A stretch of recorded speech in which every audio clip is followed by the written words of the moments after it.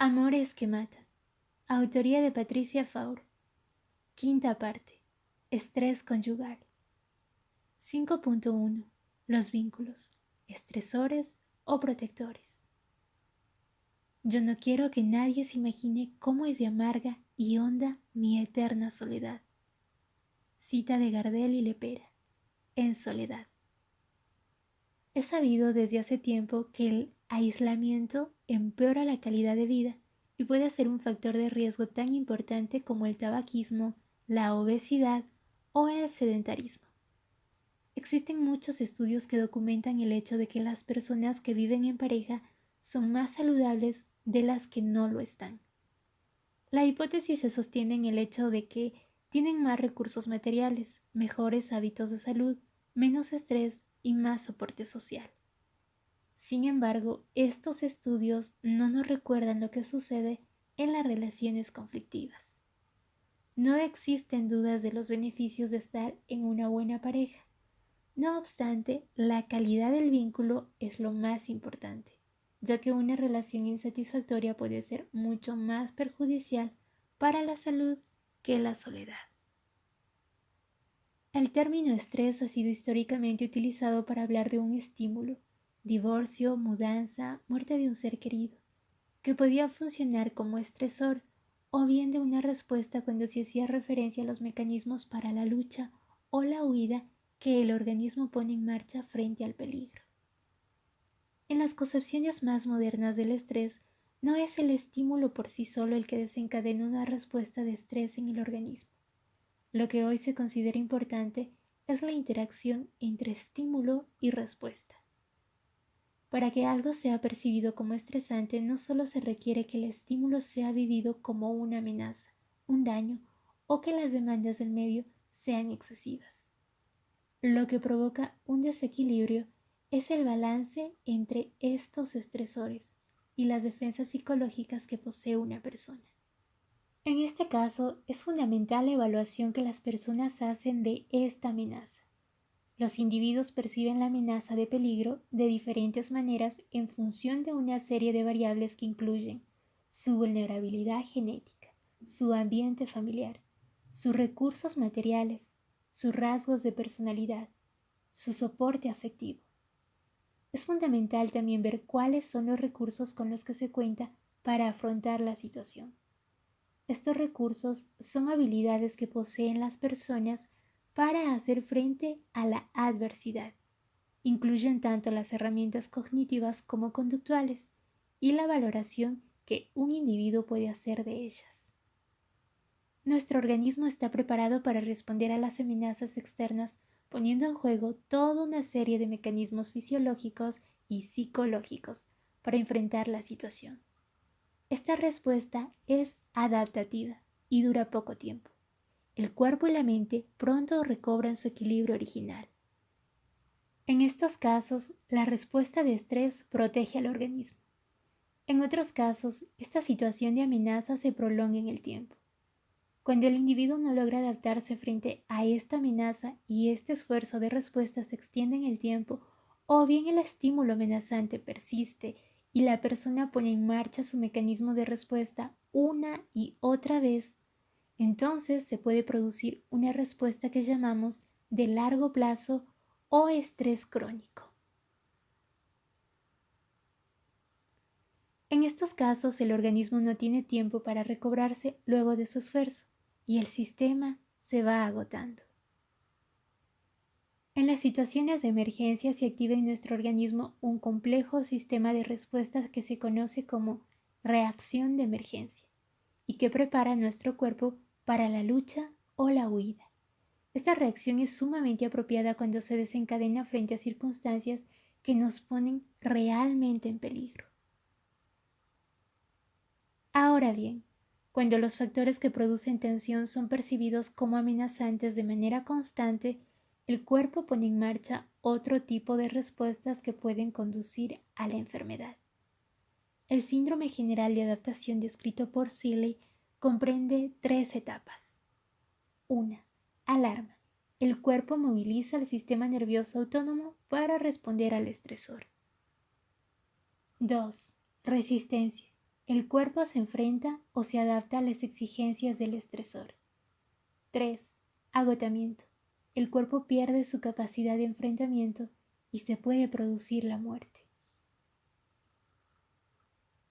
Como vemos, si seguimos percibiendo un estímulo como amenazante, del estado inicial de emergencia se puede llegar a la fase de agotamiento y se pierde la capacidad de adaptación del organismo. Cuando se está en un vínculo adictivo, la percepción de amenaza de perder la relación es permanente. Todo movimiento del otro puede ser vivido como abandono, infidelidad, desprecio o desamor. Estas situaciones no son solo percibidas, en algunos casos ocurren realmente. Pero además tenemos que agregar que aquí la escena se desarrolla con personas en extremo vulnerables, para quienes esta amenaza es sinónimo de muerte. El estrés crónico deja sus marcas en el cuerpo. Mientras que en el plano psicológico las adictas creen que todavía pueden resistir un poco más, ya que sus niveles de autoprotección y alarma están dañados, en el plano físico su organismo empieza a acusar el golpe. Ellas no logran advertir las señales de alarma de su cuerpo. Toman esos dolores como algo natural y como tienen una enorme tolerancia al dolor, continúan sin quejarse ni pedir la ayuda adecuada. Antes de enumerar algunas consecuencias fisiológicas del estrés conyugal, vale la pena detenernos en un punto referido al género. Al principio del capítulo decíamos que el matrimonio parecía tener efectos protectores para la salud de las personas en comparación con el aislamiento. Sin embargo, estos beneficios parecen ser más fuertes para los hombres que para las mujeres. A riesgo de parecer feminista, esta hipótesis tiene sustento en el hecho de que las mujeres, por su rol de cuidadoras, tienden a ocuparse de maridos e hijos cuando están en familia y a descuidar de sí mismas. Por el contrario, cuando viven solas, cuidan más de sí mismas que los hombres en la misma situación. Pensemos entonces lo que sucede en aquellas mujeres en quienes el rasgo de cuidadoras se ha convertido en patológico y para quienes el sobreinvolucramiento con el otro lleva al descuido de sí misma. Podríamos agregar que las redes de soporte social, los amigos, la familia, están en general dañados en estas mujeres que se han ido recluyendo cada vez más. Esta falta de soporte refuerza la posibilidad de enfermar, ya que se pierde un factor importante de contención. En el caso de la codependencia y los vínculos adictivos, la insatisfactoria calidad de la relación, el fracaso en los intentos de control, el progresivo aislamiento como consecuencia de la vergüenza y un perfil psicológico de extrema vulnerabilidad provocan un cóctel explosivo que puede estallar bajo la forma de diferentes síntomas somáticos. El tema del cuidado ha dejado de ser visto solo como una tarea virtuosa digna de personas altruistas y dedicadas. El cuidado, como vimos en la codependencia, puede ser disfuncional tanto para la persona que es cuidada como para quien ejerce el rol de cuidador. Es común ver el gran desgaste laboral que sufren las personas que se dedican a tareas asistenciales. El mundo de los cuidadores, un mundo esencialmente femenino, comienza a ser visto con preocupación en el ámbito de la salud mental. En los últimos años se ha ido prestando cada vez más atención al estrés de los cuidadores. Entendemos por cuidadores formales a aquellas personas que trabajan en el área asistencial, enfermeras, médicos, docentes, asistentes sociales, psicólogos, etc., como aquellas otras que son cuidadores informales, es decir, que deben asumir el rol en la familia por la enfermedad de un allegado. Esto último es particularmente grave en el caso de quienes acompañan a un paciente con demencias vasculares o demencia tipo Alzheimer. Se trata de una tarea de altísima demanda, de poca gratificación en cuanto a los resultados y de un gran dolor emocional que genera elevados niveles de estrés. Se ha visto en numerosos estudios que los cuidadores pueden enfermar por un debilitamiento del sistema inmune o bien pueden llegar a estados depresivos. Es por ello que es importante estar atentos a la sobrecarga que puede conducir a la enfermedad y cuidar de los que cuidan. Existen actualmente numerosos programas de contención para cuidadores que ponen el acento en proveer un soporte social para mitigar los efectos perjudiciales de esta tarea. Yo me desvivía por ella. Ana María Rossi y Agustín Arri. Ana María Rossi, de 35 años, era médica nutricionista y se debatió entre la vida y la muerte en un hospital de la ciudad de La Plata, luego de haber recibido 3 impactos de bala y haber agonizado a la intemperie durante toda una noche en un descampado. Estaba casada y con 3 hijos, cuando conoció al visitador médico Agustín Arri, 46 años, separado y también con 3 hijos. Según la familia de Ana, en los últimos meses intentaba terminar la relación con Agustín, pues se sentía asfixiada por el hombre que la acosaba por su domicilio y la clínica. A partir de las declaraciones de Arrin, pudo saberse que él, furioso y enceguecido por los celos, increpó a Ana María por su acercamiento a otro médico que iba a concurrir aquella noche a una fiesta organizada por un laboratorio, y a la que Ana pensaba asistir. Dentro del auto, la discusión fue subiendo de tono cuando Agustín le reclamaba a Ana que definiera su situación matrimonial. Él no podía aceptar el rechazo, y según sus palabras, se sentía degradado y desbordado por la situación.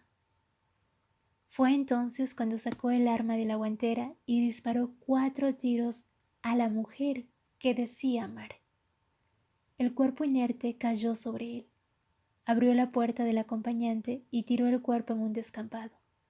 Ana todavía vivía. Una hora después, mientras la mujer luchaba por su vida, sola entre los pastizales, Agustín pensaba una coartada y se presentaba en la comisaría para denunciar un intento de robo y secuestro. La coartada se desmoronó rápidamente y el visitador médico confesó su culpabilidad. Como siempre en estos casos se pretende la inimputabilidad del acusado, justificada como un acto de locura, de desborde emocional, empujado por los celos. Mientras escribo esas líneas, me entero que la acusación contra Agustín agrega un cargo al de tentativa de homicidio simple, abuso sexual. Al parecer, Ana habría sido abusada antes de ser atacada a balazos. Él está en la cárcel y ella está muerta. En el medio, la incredulidad, el estupor, 2 familias destruidas, y el enamoramiento patológico nuevamente como un arma peligrosa que erige a algunas personas en dioses que deciden quién debe vivir y quién no, y a quién se debe amar.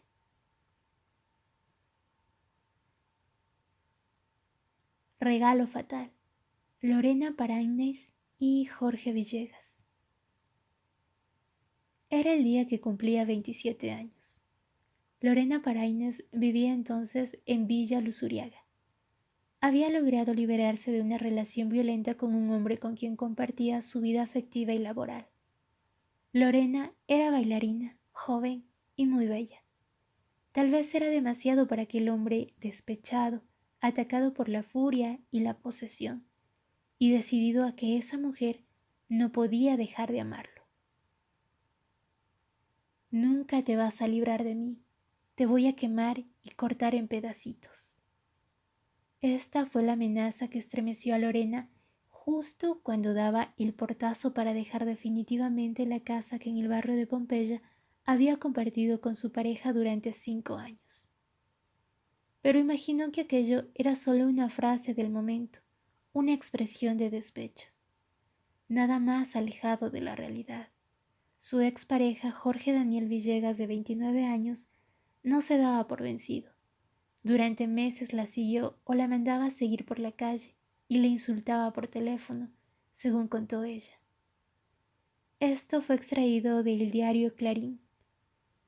Cuando Lorena abrió la puerta aquel día de cumpleaños, recibió el regalo más horrible e inesperado.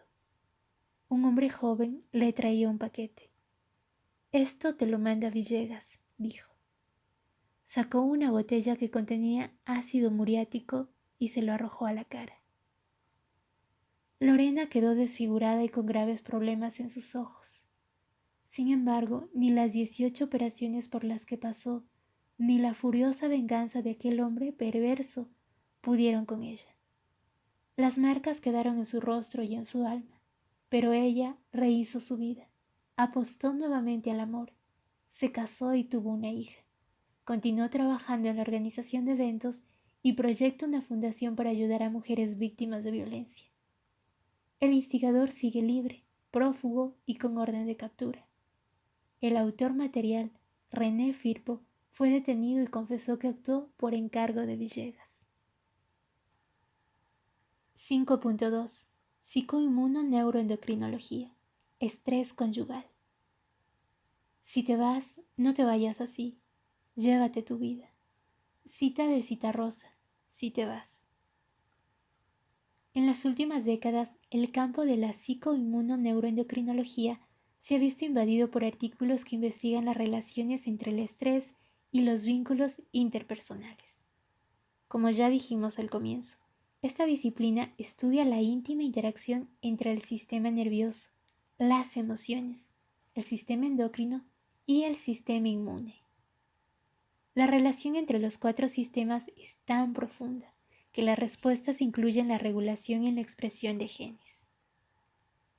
Durante mucho tiempo, la genética era vista como una condición que determinaba inexorablemente algunos aspectos de nuestras vidas. Hoy en día, esa concepción ha cambiado. La genética tiene una carga sumamente importante, pero ya no es un destino. Los modernos conceptos de plasticidad neuronal nos revelan todo lo que el ambiente, los factores psicosociales y los fármacos, entre otros factores, pueden hacer para modelar esta compleja red en un sentido positivo o negativo. Esto significa que un estado emocional, como puede ser una patología depresiva o una situación de estrés crónico, puede generar respuestas en nuestro organismo que alteren delicados mecanismos en las vías moleculares que activan o inhiben la expresión de un gen. Por otra parte, las situaciones de estrés crónico que implican una respuesta a largo plazo inciden en la regulación de algunos ejes hormonales y también en las respuestas de defensa del organismo. Investigadores de la Universidad de Ohio, Estados Unidos, realizaron trabajos para medir los efectos nocivos sobre la salud que tienen las interacciones negativas en una pareja. Así se vio que la salud se ve afectada de dos maneras. De un modo indirecto, ya que el desgaste conyugal lleva a un estado depresivo y la depresión altera al sistema inmune. Y por otra parte, afectando directamente el sistema cardiovascular, endocrino, inmunológico y otros mecanismos fisiológicos. Al parecer, la salud de los hombres empeora con el aislamiento luego de un divorcio, mientras que las mujeres son más vulnerables a los conflictos que tienen lugar dentro del matrimonio. Sabemos de la diferencia de género en cuanto al impacto de las relaciones amorosas sobre la autoestima. Mientras para los hombres el éxito económico y laboral es clave para el desarrollo de una buena imagen de sí mismos, las mujeres, por más modernas e independientes que sean, ven dañada su autoestima si no logran una buena relación de pareja. Abro un paréntesis para decir que afortunadamente no es el caso de todas y que cada vez vemos más mujeres que se sienten muy bien estando con ellas mismas. Y creo que en gran parte esto ha sido producto de la lucha feminista. Hasta aquí el paréntesis y prosigo con la lectura. El intercambio amoroso parece tener patrones bien diferenciados para hombres y mujeres. Los hombres tendrían una conducta más evasiva en las discusiones y sus manifestaciones del amor son menos expresivas desde lo verbal.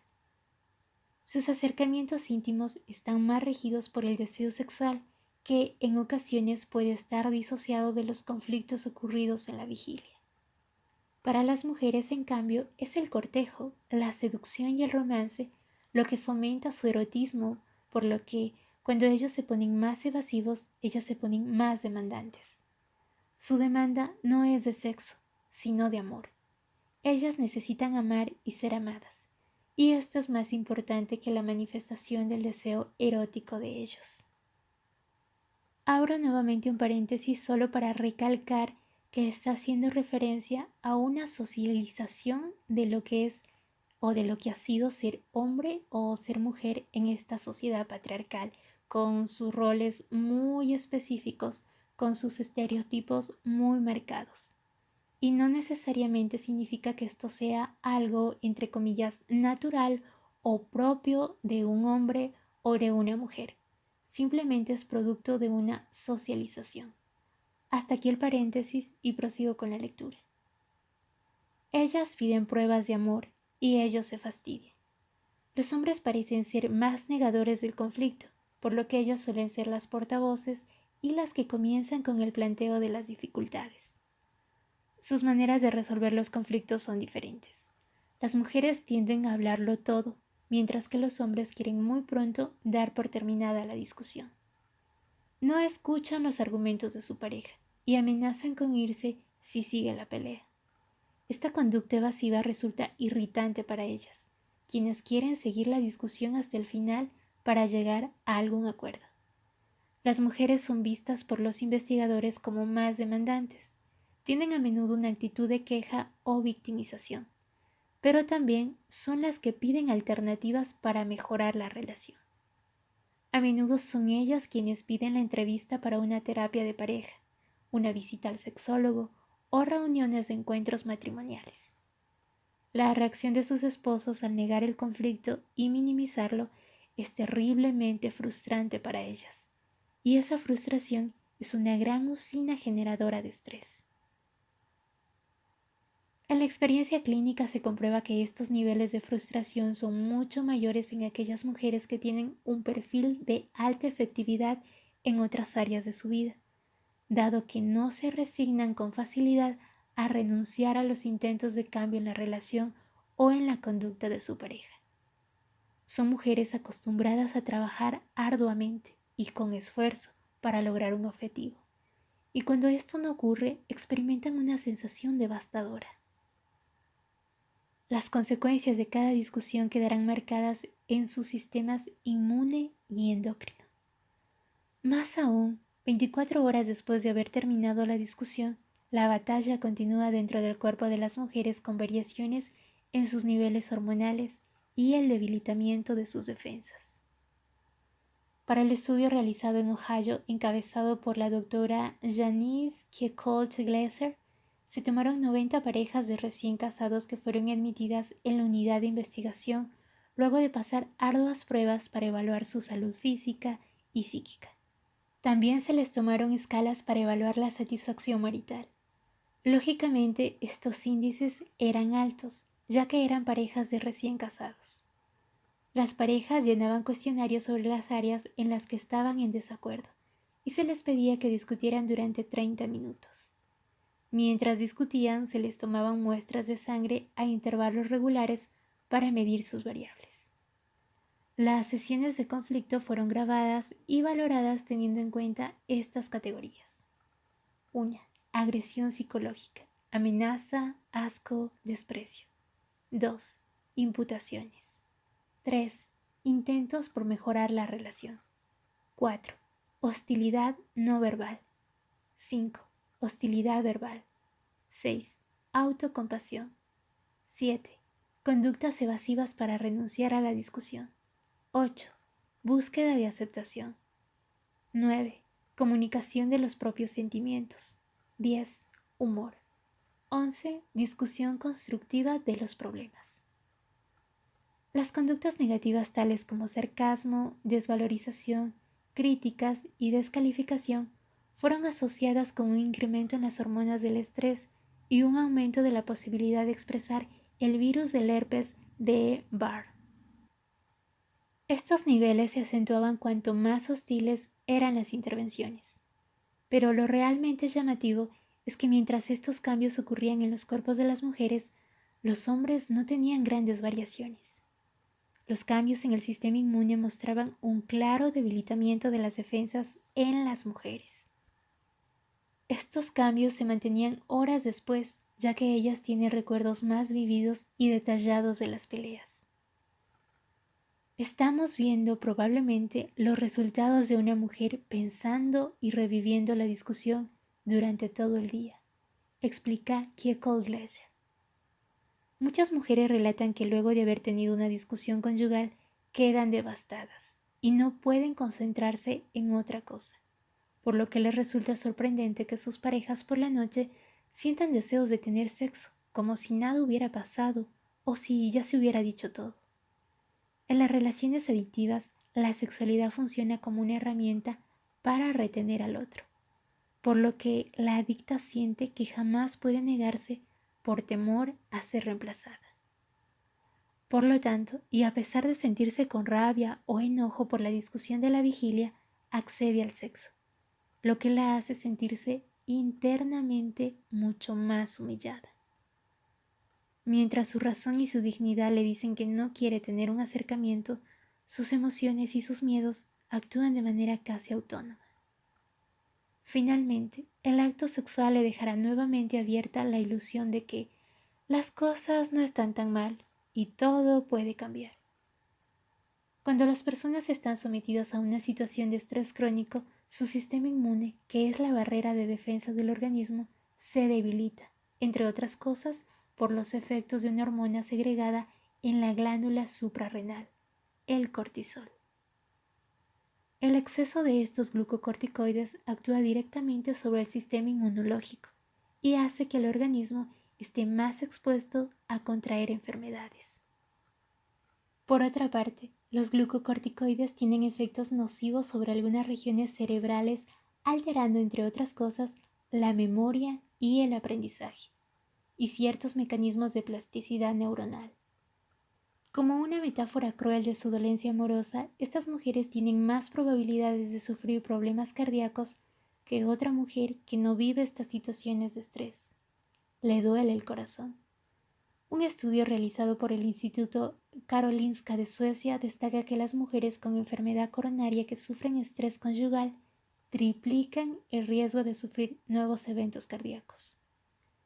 A partir de ciertos cambios en el sistema inmune, el tiempo de cicatrización de las heridas es más largo.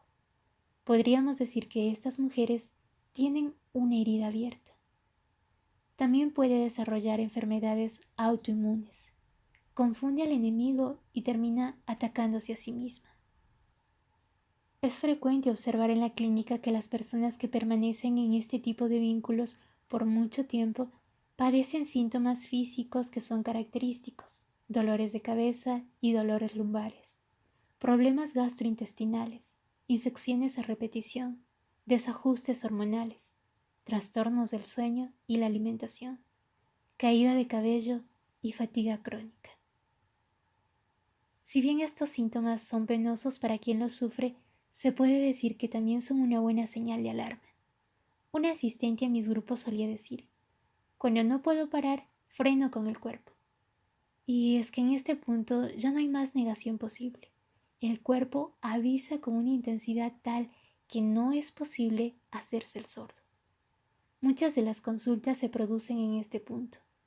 Lamentablemente, muchas mujeres recorren distintos especialistas sin ser diagnosticadas adecuadamente y el problema de base subsiste. Solo cuando se dan cuenta de que esto no se solucionará con la pastilla mágica, se animan a dar un paso en otra dirección. Hoy sabemos el efecto demoledor que tienen sobre nuestro cuerpo una mirada de desprecio, un insulto, la indiferencia o el desamor. Pero también sabemos que hay emociones y palabras que curan, que restablecen un orden y un equilibrio que se creía perdido. Esta es la base de la recuperación. El fantasma de Felicitas. Felicitas Guerrero de Álzaga y Enrique Ocampo. A mediados del siglo XIX, una de las jóvenes más atractivas de la aristocracia local, Felicitas Guerrero, se casaba con don Martín Gregorio de Álzaga. Él era un hombre mucho mayor, dueño de una buena parte de las estancias de Buenos Aires. Los jóvenes de la época quedaron desilusionados por aquella boda arreglada que les impidió pelear por conquistar a la hermosa aristócrata. Entre ellos, Enrique Ocampo, un joven de muy buena familia, quien estaba perdidamente enamorado de Felicitas. La vida de esta mujer sería una sucesión de tragedias. Del matrimonio con Álzaga, que según se dice no fue muy feliz, nacieron 2 hijos. El primogénito Félix muere a los 6 años alcanzado por la epidemia de fiebre amarilla. El segundo muere al nacer. La tristeza invade a don Martín, quien muere al poco tiempo. La joven queda viuda a sus 26 años, con una inmensa fortuna. Mientras tanto, el joven Ocampo, que siguió amándola en silencio todo este tiempo, renueva la esperanza y siente que le ha llegado el turno. Pero el corazón de Felicitas late por otro hombre, Samuel Sáenz Valiente. Luego de un breve pero intenso romance, la mujer traiciona el compromiso contraído con Ocampo y se casa con Samuel. La mañana del 29 de enero de 1872, Buenos Aires se vería sacudida por la terrible noticia. En un ataque de furia, el joven Ocampo fue hasta la quinta de Barracas donde vivía Felicitas a increparla por su traición. Cegado por los celos, le dispara por la espalda y luego se suicida. Felicitas muere al día siguiente, luego de una dolorosa agonía. Cuenta la leyenda que en la iglesia que sus padres ordenaron construir en el barrio de Barracas vaga el fantasma de la desdichada. Dicen los vecinos que cada 30 de enero se escucha su llanto y suenan las campanas sin que nadie encuentre una explicación.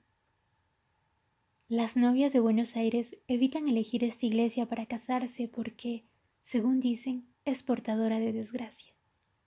Adentro, una escultura de Felicitas y su hijo Félix recuerdan esta historia de dolor y amores contrariados.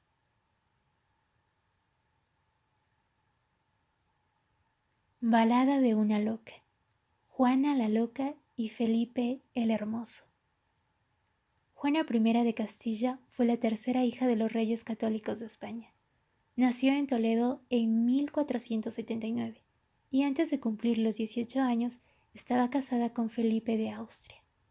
El matrimonio era conveniente para las alianzas políticas de la época. No obstante, los jóvenes estaban muy enamorados, tanto que se debió apurar el casamiento para poder consumar sus placeres. Tal era la pasión que sentía. Rápidamente Juana comenzó a vivir obsesionada por los celos, ya que el hermoso gustaba de coquetear con otras damas. Mientras tanto, el poder de Juana se consolidaba con la muerte de sus 2 hermanos, ya que quedaba a cargo del trono de Castilla y Aragón. Al parecer, luego del primer embarazo de Juana, Felipe comienza a prestarle menos atención. La reina, lejos de reaccionar airadamente, empieza una persecución obsesiva de su marido, llegando incluso a castigar con sus propias manos a una dama de la corte de quien sospechaba. Mientras tanto se sucedían los embarazos, partos y nacimientos. Tuvieron 6 hijos. Cuentan los rumores que el bello de Felipe trató de calmar las aguas al ver que su esposa heredaba el reino. Pero a Juana no le interesaba el reino, solo le interesaba el amor de Felipe y su fidelidad. Dado que una cláusula del testamento de la reina Isabel indicaba que, en caso de incapacidad de Juana, el poder pasaría a su padre, don Fernando de Aragón no es de extrañar que los 2 hombres, Fernando y Felipe, se agarraran de las mechas para hacer pasar por loca a Juana y quedarse con el trono. Poco duran las intrigas palaciegas, ya que Felipe muere en 1506, repentinamente de una pulmonía. Juana no puede aceptar su muerte y se lleva desde Burgos a Granada al féretro de su marido, vagando por los campos aferrada al ataúd. La escena ha quedado inmortalizada en el cuadro que pintó Francisco Pradilla en 1877 y que se expone en el Museo del Prado en España. La depresión posterior a la muerte de su marido y su conducta errática fueron aprovechadas por Fernando de Aragón para encerrarla en Tordesillas durante más de 40 años, hasta su muerte. Ella conservaba el luto, lloraba y llamaba a Felipe. La conspiración entre su padre y su marido primero y su hijo después, con el fin de quedarse con el poder, se tragó la vida de esta pobre mujer que no pasaría a la historia como la reina Juana de Castilla y Aragón, sino como Juana la loca.